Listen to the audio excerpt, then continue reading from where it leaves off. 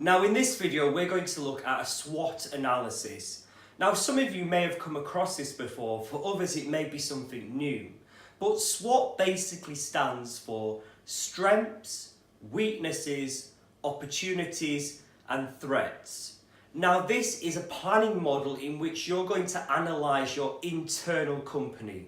Now later on we're also going to look at a pestle and Porter's 5 forces, which are ways of examining the external industry and what's going on inside the actual industry in which your company is. But let's get back to that SWOT analysis. Now the strengths. This is where you would summarise what your company is currently good at.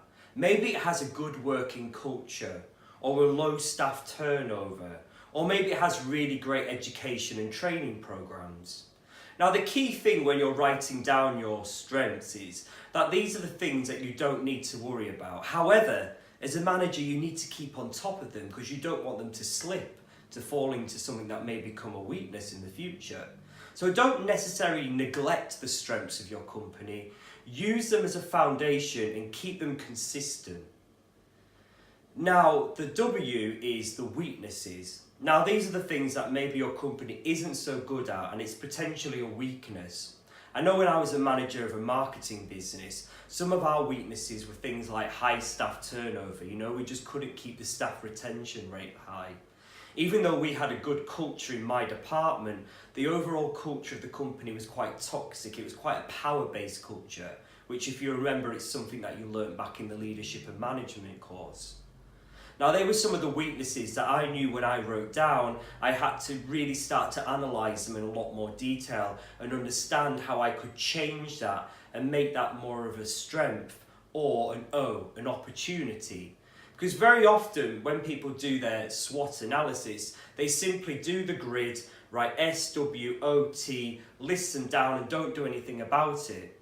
But what you should be doing if you are strategic planning in the organisation is understand how you can turn around the weaknesses and maybe put them into those opportunities.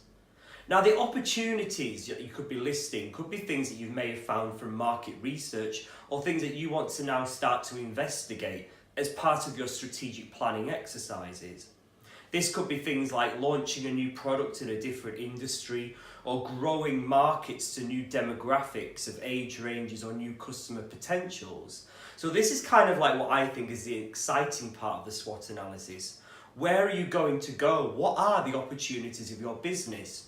So very often that part of the analysis does require you to go into a lot more detail. Now the T stands for threats. And as a business, this is where you would start to look more at your threats, your competitors, your rivals that are currently in the marketplace, but also maybe new entries and threats. Now that's something that we're actually going to look at in more detail in Porter's 5 forces model.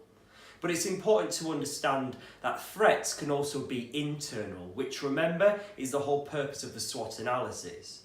So threats could be that you have poor management. Yes, that's a weakness, but often it could be more of a threat because it's quite serious. Or maybe you have lack of organisation or controls in the business. So start to write down your own SWOT analysis. And the best way to do this is just get a piece of paper with SWOT, write them, but start to link them though. The weaknesses could become opportunities or across the board. And remember, a SWOT analysis is vital in strategic planning because it's a way in which you can now understand what's happening internally. If you don't know what's happening internally, then you don't know how to move on to the next parts of the planning process, which can include those organic, goal-based and scenario-based planning. Now in the next video, we're going to have a look at the external factors in planning, which is the pestle analysis. So check that out in the next class and don't forget to look for all the additional reading material.